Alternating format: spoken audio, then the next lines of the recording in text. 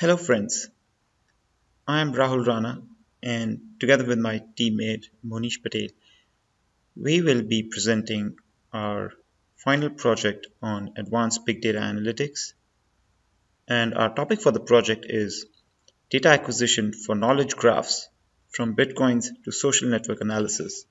So our semester started with researching about Bitcoin transactions, and we found out that Bitcoin transactions are stored in blockchain. Blockchain is a peer-to-peer ledger of any transaction between entities and users. And since Bitcoin is a cryptocurrency that is transacted between various users, it is essential for everyone to have a copy of each and every transaction. So the Bitcoin blockchain data is obtained from bitcoin.org website, and the total size up till now since 2009 is around 125 gigabytes, and it is stored in blocks of 135 MB. So we started with visualizing small subgraphs, and this is an example of visualizing a subgraph with 1000 nodes and 20,000 edges. These graphs on the right are zoomed in versions of some nodes which have high number of edges. And this particular example, wherein the user has made a transaction to himself,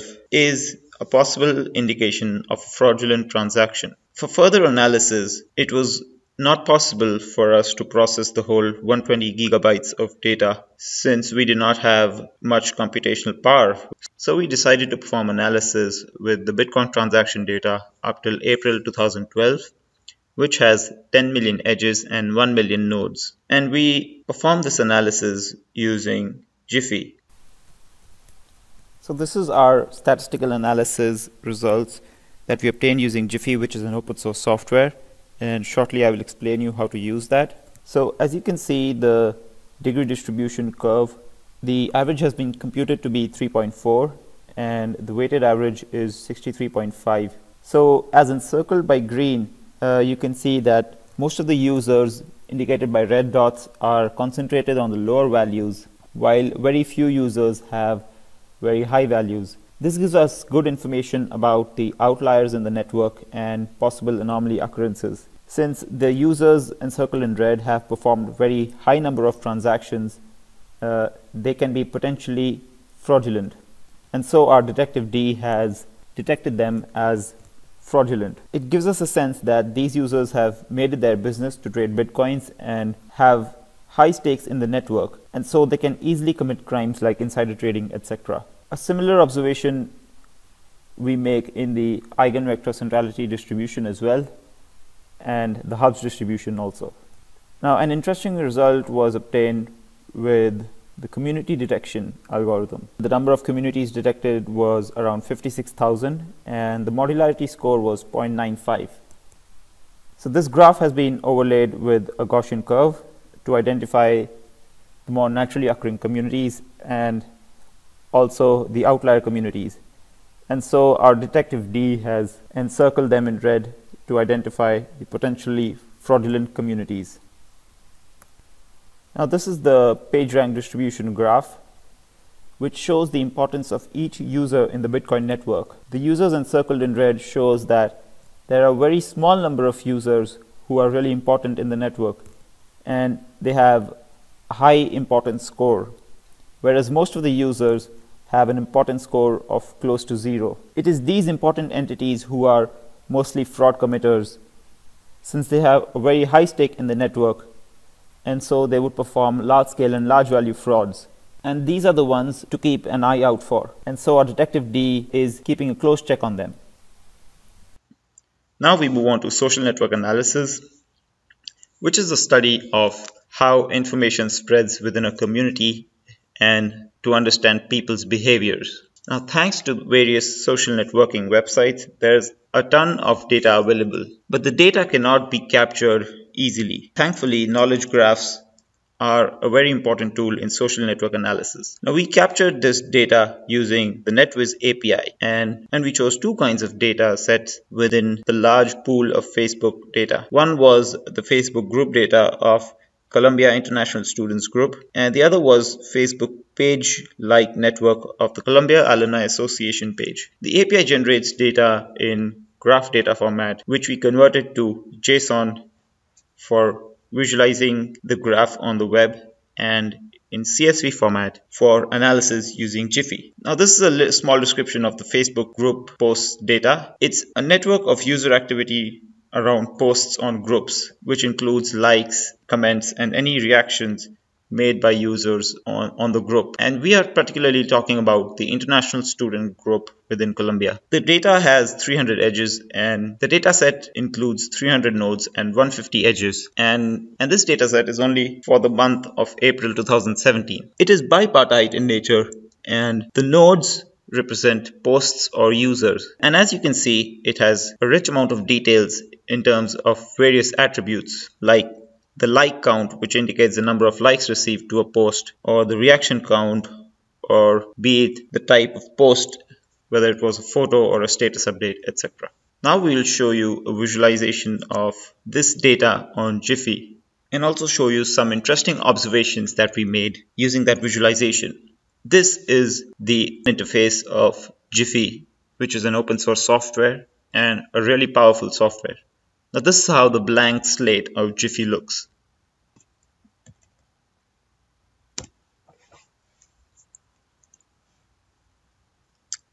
Now this, as you can see, is the complete graph of the Facebook group post data that we downloaded. In this graph, the node size varies with the degree of the node, and the labels that you see are of the individual posts, and the links in between are the likes or the comments made by other users.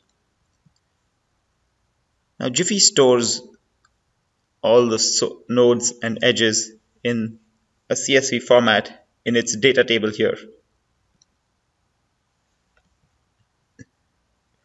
Now this particular node, which has the highest degree in the network, is really interesting. We will zoom in and see what it is about. So as you can see, this particular post is about a cherry blossom festival being held at Brooklyn Garden. Now it's the month of April and spring season, and most users have liked this post. This gives us some indication. We'll see what that is.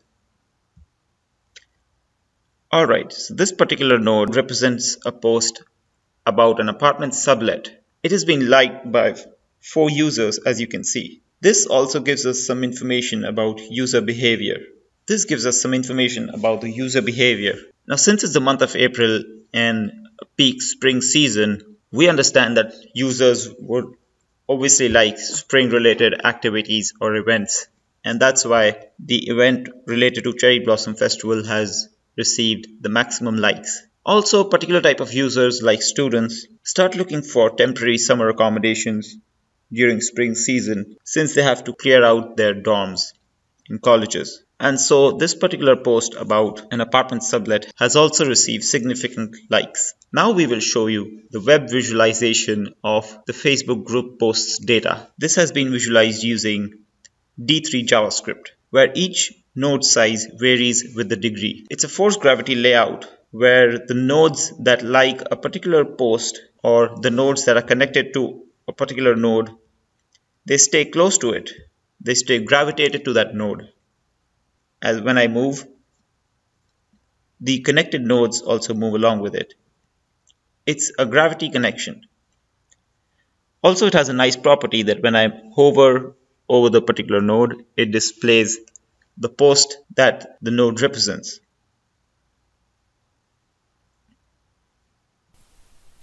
Alright, now we obtained some analysis using the Giphy package, and as you can see in the degree distribution curve, there are almost 140 posts which are not liked by any user in the month of April, which means that users are not interested in the theme of the post, or it is not the right time of the year for such posts. So here lies an opportunity to understand the importance of the timeliness of a post, which can be used in effective advertisements. And this is the eigenvector centrality distribution of the network. The community distribution graph has detected various communities in the network, and it is understandable from here that most of the posts are not interrelated as they have a size of 1. The PageRank distribution graph also shows a similar scenario. This means that very few posts are interrelated, like the ones encircled in green. This essentially means that if a user likes a post in this community, then he would also like related posts from that community. This analysis can be used for spreading information more effectively among a group of people. Now we move on to our second social network dataset, which is the Facebook Page Likes Network. This is a network of pages connected through the likes between them. And here we are particularly talking about the Columbia Alumni Association page. And all the connected pages have been gathered up to a degree of 2 from the main page. Now this graph dataset contains 1000 nodes and 7000 edges. The raw data was quite unclean and a lot of manual cleaning had to be performed. And this data set was really rich in detail. It had attributes like the page ID, the page name, posts per hour, number of likes the page has received, and the current attention that the page is receiving. Now we will show you the visualization of this graph.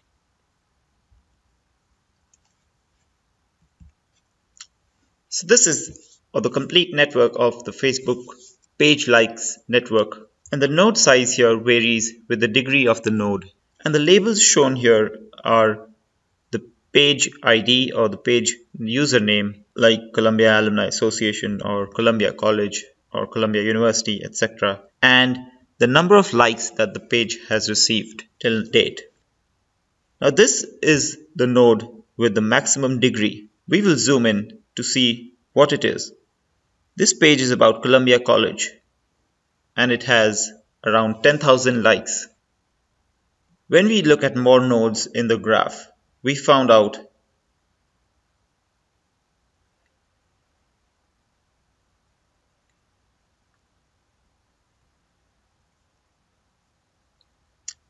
and as we look at more nodes, we found out that this page about Columbia University has the maximum likes, around 330,000. It was interesting to note that even though the page has maximum likes, it does not have the maximum degree, which means that people are directly landing on this Facebook page of Columbia University, whereas they're landing on the Columbia College page via other Facebook pages, since it has more connections with other pages. This gives us an important insight that people are more aware about the name Columbia University instead of the name Columbia College, which goes on to mean that people are in general more aware about the popular brands, and they learn about the less popular brands from other nodes. This can be used quite effectively by companies in naming their brands. Another interesting observation we made was while having a quick look at the nodes Columbia Spectrum page and that of Columbia University Archives. Just an overview of their egonets helped us to understand that the egonet of Columbia Spectrum which is marked here, is kind of a superset of that of Columbia University Archives page, which means that people who know about the Columbia Spectrum page already know about the Columbia Archives page, and those who know about Columbia Archives page would be pointed to the Columbia Spectrum page as well. This occurrence can be understood by the fact that Columbia Archives would have all the information of the Columbia Spectrum page, but the Columbia Spectrum page would have some extra information as well. That's why its egonet is bigger and a superset of Columbia Archives page. Another interesting observation that we made was while looking at the egonet for Columbia Alumni India Association page. Which is highlighted here. Now as you can see, the Columbia India Alumni is connected to the Columbia Alumni Association and to international students at Columbia and to some other random page. Now this shows that the Columbia India alumni have very less connections with other groups within Columbia. This presents to us an opportunity to improve the visibility of Columbia India alumni among other groups at Columbia and thus improve their connections. Now, such kind of insight could not have been attained without visualizing the graph. And in general, this concept can be used to understand and improve the connection and visibility of a community within any network. Now we will show you the web visualization of the Facebook page likes network. Now this is showing that complete network. Here again, it's a forced gravity layout where the connected nodes are gravitated towards the target node, and the labels are the names of the pages. The layout is similar to the earlier Facebook group posts network. Now we can zoom in to see more information clearly.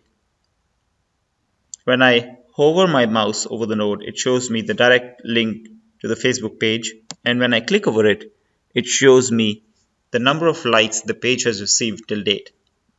Now we will present some analytical results that we obtained on our data set using the Giphy package. Now it can be seen from all these graphs, be it the degree distribution, eigenvector centrality distribution, the communities detected, and the PageRank distribution graph, that they all follow quite a naturally occurring trend. It can be inferred that there are no outliers in the network and hence no potential frauds. Such a network behavior can be correlated to the nature of the graph network.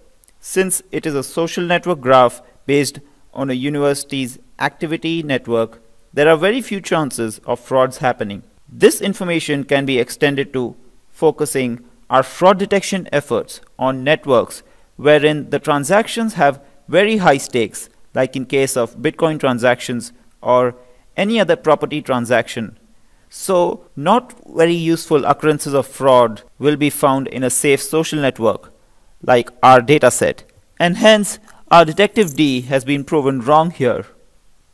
These are some of the references that we looked up during the course of our project. That's all for the presentation from our side. Thank you.